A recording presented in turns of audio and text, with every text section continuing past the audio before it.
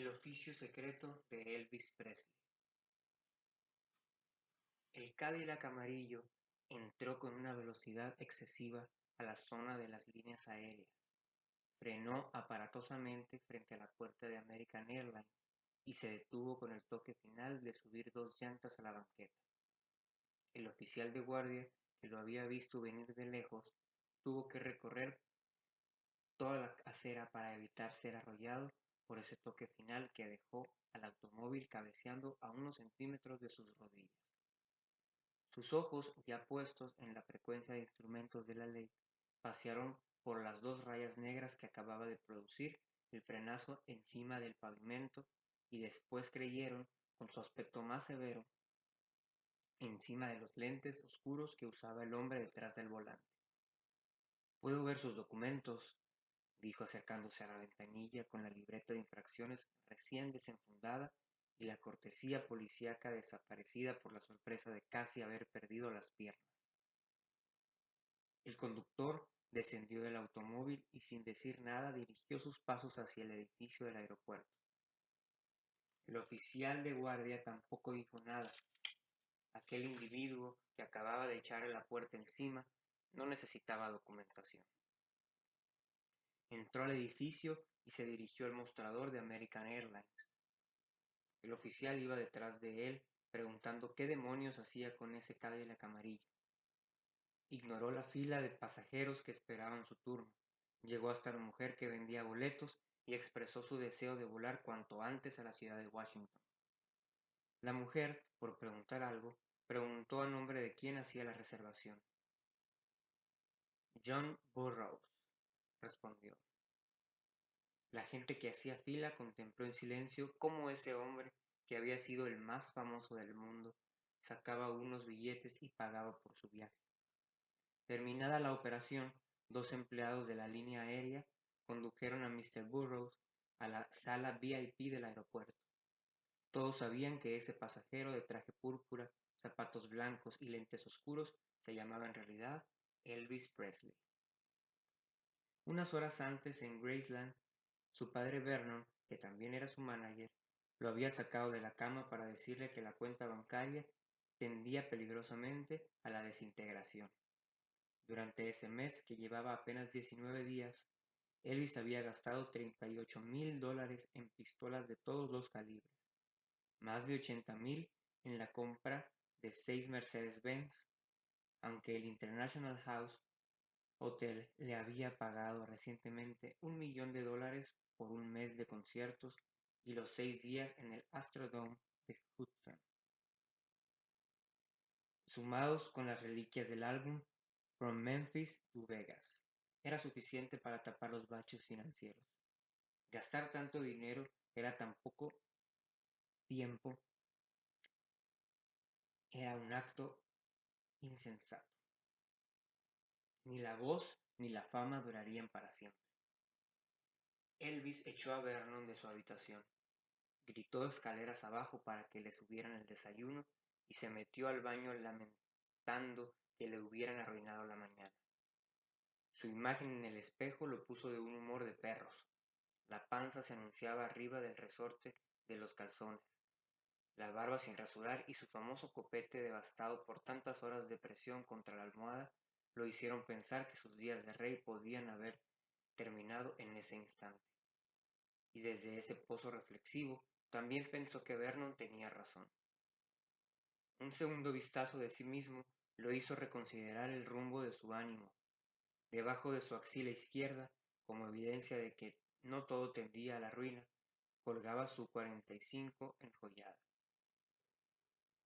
metida en la sobaquera de franela que usaba para dormir.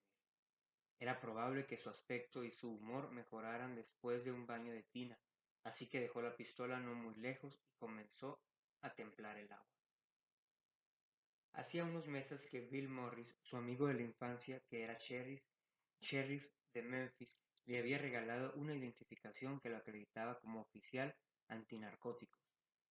En sus ratos de ociosidad, el rey, montado en su Cadillac amarillo, visitaba los lugares donde se tocaba música y buscaba, con la dedicación que hubiera puesto un rey en el momento de salvar a su reino, cualquier rastro que le indicara si los músicos habían consumido drogas o cantidades significativas de alcohol. Cuando lo encontraba, irrumpía en los camerinos enarbolando la credencial que le había regalado su amigo Bill. Soltaba una exhortación metida en la línea general de que el consumo de drogas era una actividad que acabaría destruyendo a los Estados Unidos y en un descuido al mundo entero. Los músicos, pasmados, no sabían si sorprenderse de la reprimenda o del hecho bizarro de que Elvis Presley usara una identificación para identificarse. Elvis no tenía muy claros los límites de su credencial. Una vez en Las Vegas le expresó a Vernon su deseo de visitar a Jane Fonda en su habitación de hotel, con el noble propósito de reprenderla por sus actividades de orientación comunista. Vernon le hizo ver que ni Las Vegas eran Memphis, ni el consumo de drogas que necesitara del permiso de un oficial antinarcóticos. Pero Elvis era el rey, y desde entonces no le había gustado nada que el poder de su credencial terminara en las orillas del río Mississippi. Remojó su humor de perros en el agua tibia de la tina. Estaba cansado y, de todos modos, quisiera gobernar sus finanzas, su carrera y sus asuntos personales. Mientras se vestía con su traje de terciopelo púrpura, entendió que esa mañana no mejoraría nunca, a menos que la inercia que traía desde la canteleta de Vernon fuera interrumpida radicalmente para la segunda aplicación de Wild Root en el pelo. Ya había decidido que visitaría a Washington, sin el permiso de nadie, con el pretexto mayor de arreglar por su cuenta aquel asunto de la credencial de agente antinarcóticos. Se pasó por última vez el peine, puso algunos retoques de goma en la raíz del copete, que ya entonces había ganado el estatus de escultura, y bajó corriendo las escaleras sin ocuparse del desayuno que se enfriaba en la bandeja. Montó el Cadillac amarillo y emprendió su suerte favorita, pisar a fondo el acelerador mientras el portero, al tanto de la suerte del rey, separaba a toda velocidad las dos hojas enormes de la puerta de Graceland, para que el bólido no se llevara al salir. A la caleta de Vernon le habían faltado los miles de dólares que dilapidaban cada vez que el portero no actuaba con la suficiente rapidez. Elvis encendió el radio y movió el dial hasta que encontró una de sus canciones. Quería sentirse bien acompañado en su camino al aeropuerto. Cuando llegó la hora, los empleados de la línea aérea, convencidos de que el nombre de John Burroughs era una mala broma, escoltaron a Elvis desde la sala VIP hasta la escalerilla del avión. Lo sentaron en la parte de atrás antes de que abordaran los demás pasajeros. Buscaban ocultar un poco esa fisonomía que los lentes oscuros más bien acentuaban. De poco sirvieron las precauciones. Cuando el avión estuvo a punto de despegar, una azafata advirtió la 45 enjollada que el rey traía en la sobaquera de piel y le pidió que se la entregara porque estaba prohibido volar con armas. Elvis se negó terminantemente, argumentando que el único sitio al que entraba sin su arma era la tina donde se bañaba, y concluyó su argumentación con una caminata iracunda por el pasillo, que pretendía terminar en la escalerilla de tierra. Pero la compuerta ya estaba cerrada, y el piloto tuvo que abandonar el timón para hacerse cargo personalmente del rey furioso, que amenazaba con bajarse del avión y fabricar un escándalo del tamaño de Dombey Crew. No hubo más remedio que brincarse las regulaciones de la Aeronáutica Internacional y permitirle al rey que viajara armado durante el primer vuelo comercial de su existencia. John Burroughs llegó sin novedad al aeropuerto de Washington, salió a la intemperie oculto detrás de sus lentes oscuros y fue sorprendido por un taxi que se detuvo justamente frente a él sin respetar la fila de gente que esperaba turno para abordar. El chofer no podía creer su suerte. El rey en persona se trepaba a su automóvil y le pedía que lo llevara al Hotel Hilton. Como prueba de su devoción, fue musicalizando el trayecto con el Club de Elvis, un programa radiofónico que transmitía diariamente la HQKR de Washington. El rey viajaba en el asiento de atrás, metido en un traje de terciopelo púrpura, pensando una estrategia a la medida de sus propósitos. Se registró en el hotel como John Burroughs y el hombre del mostrador, sin más garantía que aquel personaje de lentes oscuros que tenía enfrente, le dio la suite que hubiera merecido Elvis Presley. Antes de recostarse en la cama para revisar mentalmente sus próximos movimientos, analizó su figura en el espejo y observó que se veía menos maltratado, pero también, al verse cruzado de brazos, reparó en que había salido de Graceland sin equipaje. No llevaba otra ropa, ni peine, ni wild root para retocarse del peinado. La perspectiva de comprar lo que le hacía falta era demasiado complicada. Hacía 15 años que no entraba a una tienda. Iba a pedir ayuda a la administración cuando la voz de Jerry Harris, su manager personal, sonó del otro lado de la puerta. Venía desde Mississippi, persiguiendo el rastro de John Burroughs, con 2 maletas que contenían ropa para el rey y un maletín que Priscilla había llenado con efectos personales. Elvis se enfureció ante la evidencia de que era imposible librarse de la tutela de Vernon, pero a la vez no encontraba de qué forma celebrar el oportuno rescate de Jerry.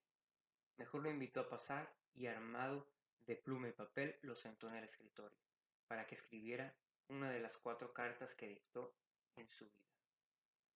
Jerry escribió boquiabierto lo que el rey le repitió una y otra vez hasta que estuvo convencido de que el texto era perfecto. Al final, Elvis metió la carta en un sobre membretado del hotel y escribió con su letra demasiado volada por tanto autógrafo personal para el presidente Aison. Luego se bañó en la tina para matar la tarde y desde ahí le ordenó a Jerry que alquilara un Cadillac amarillo. Cenó en la suite frente a la terraza que tenía vista a la Casa Blanca. A pesar de la insistencia de Jerry, que marcaba a Graceland y le acercaba el teléfono, el rey se negó sistemáticamente a hablar con Vernon.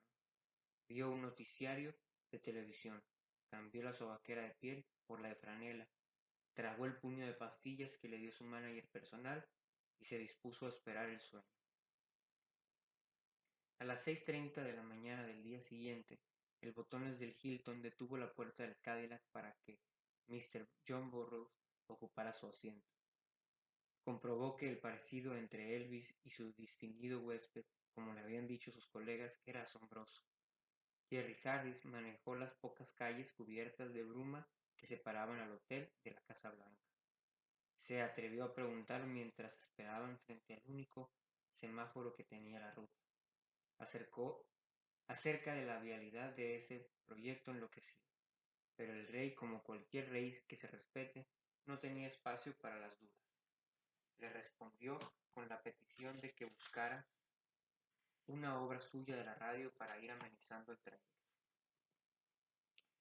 En las puertas de la Casa Blanca los detuvo un guardia, antes de que pudiera convertir en alarma general las sospechas de que despertaba el Cadillac a esa hora en que todos dormían.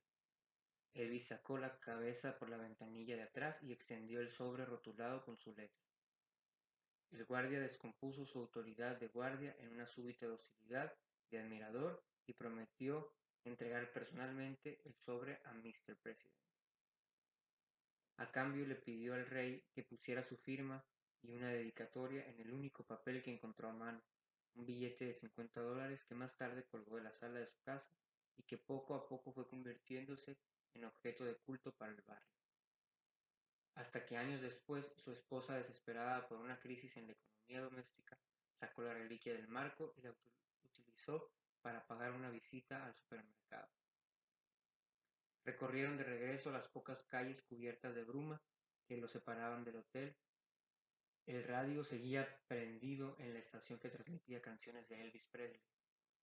Desayunaron en la suite y Jerry aprovechó el principio de la digestión para discutir ciertos aspectos de la economía familiar. Comprar 4 Mercedes-Benz le parecía un exceso, tomando en consideración que Elvis usaba exclusivamente su Cadillac amarillo. También aprovechó para abordar el tema de la 45 enjollada adentro de la Casa Blanca. En el remoto caso de que el presidente les concediera la audiencia, Elvis, por medio de su método tradicional de un manotazo contra la mesa, acabó con el monólogo de Jerry y optó por terminar su digestión metido en la tina, diluyendo su mal humor en otro baño largo y reflexivo. A las 12 en punto sonó el teléfono. Jerry interrumpió el baño del rey para informarle que el presidente Nixon había hecho un hueco en su agenda para recibirlo. Elvis se vistió con otro traje de terciopelo púrpura y se retocó el copete tarareando una de sus canciones. Ni Jerry ni él sabrían nunca que para recibirlo, el presidente había pospuesto la junta en la que se tomaría la decisión de bombardear Laos y Camboya. Llegaron puntualmente al mediodía. El Cadillac amarillo entró hasta el estacionamiento presidencial y sus ocupantes fueron conducidos al interior de la Casa Blanca por medio del protocolo Prioridad Azul, por uno de los procedimientos de seguridad que permitía a los invitados de honor entrar en la casa presidencial sin necesidad de someterse a las exhaustivas revisiones de costumbre. Jerry no podía creer que Elvis caminara ahí adentro con su 45 enjollada bajo el brazo. Mr. President lo estaba esperando, le dijo el secretario al cantante, invitándolo a abrir la puerta de una oficina. Antes de entrar, Elvis mandó una mirada a Jerry. El pánico y el júbilo batallaban por salirle al mismo tiempo de los ojos. La reunión duró casi media hora. Mientras tanto, Jerry tuvo que contestar un aguacero de preguntas desatado por una docena de empleados de todos los niveles, entre ellos el ministro de Economía, acerca de la visita personal de su amigo. Contestaba, procurando no desatender la puerta por donde había desaparecido Elvis, que el affair con la Mama Cass había sido un truco publicitario, que las cosas con Priscilla iban de maravilla, y que la compra de los 4 Mercedes-Benz era un invento de la prensa siempre interesada en hundir la reputación de las estrellas. A los 28 minutos, según el reloj de Jerry Harris, el presidente y el rey salieron juntos de la oficina. El fotógrafo oficial les tomó una fotografía que sigue hasta la fecha en el libro de huéspedes distinguidos. Aparecen los dos abrazados. Nixon viste el traje oscuro y sostiene un cigarro largo entre los dedos. Elvis, metido en su traje de terciopelo púrpura, sonríe y enseña un prendedor metálico que dice Nixon for President. Si se observa con detenimiento, puede descubrirse que debajo de la axila izquierda del rey cuelga la sobaquera con la 45 enjollada.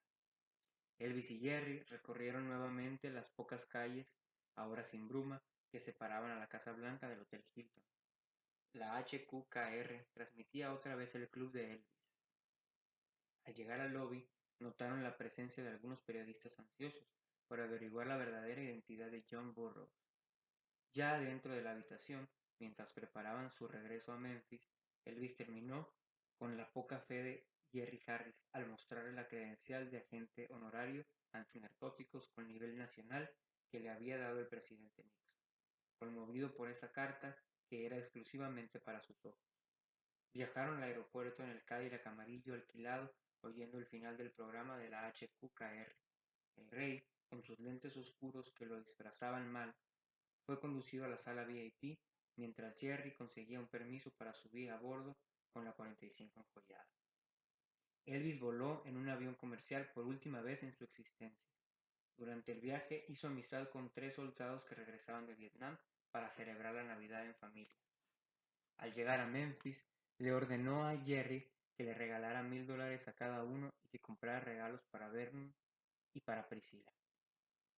Esa misma noche, armado con su nueva credencial y un discurso moral renovado, aparecería en el camerino de Janis Joplin, la cantante tejana, que ofrecía un concierto en la ciudad. Janis consideraría una broma fantástica ese asunto de que Elvis necesitara una identificación para identificarse. El rey salió del aeropuerto por la misma entrada que había usado el día anterior. Su Cadillac amarillo seguía con las 2 llantas subidas en la banqueta. Ocupó el asiento de atrás y dejó que Jerry se hiciera cargo del volante.